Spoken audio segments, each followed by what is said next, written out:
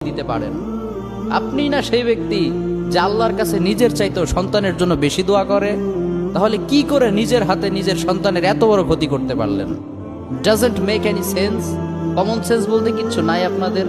আপনারা কি জানেন না আপনাদের রাগের মাথায় বদদোয়া করাগুলো ফেরেশতারা আমিন বলে? দাওয়াতুল ওয়ালিদ আলা ওয়ালাদি, বাবা মা তার সন্তানের জন্য যেই দোয়া করে সেটা ভালো হোক কিংবা বদদোয়া হোক, আল্লাহ সেটাই কবুল করে নেয়। এজন্য খবরদার, নেভার কার্স ইউর চিলড্রেন। রাগের মাথায় কখনো সন্তানকে অভিশাপ করবেন না। খুব বেশি রাগ উঠে গেলে তার জন্য উল্টা ভালো দোয়া করেন। কাবা শরীফের একজন ইমাম আছে, ইমাম আল কালবানি। তার মায়ের যখন প্রচন্ড পরিমাণে রাগ উঠে যেত, সে তার ছোট্ট সন্তানের জন্য দোয়া করে বলতো, আল্লাহ তোরে কাবা শরীফের ইমাম বানাক। আল্লাহ ঠিকই তার দোয়া কবুল করেছে।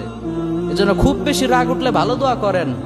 আপনার সন্তানকে বললেন, আল্লাহ তোরে হেদায়েত করুক, আল্লাহ তোরে আরো বড় করুক, এরকম চমৎকার দোয়াগুলো করবেন।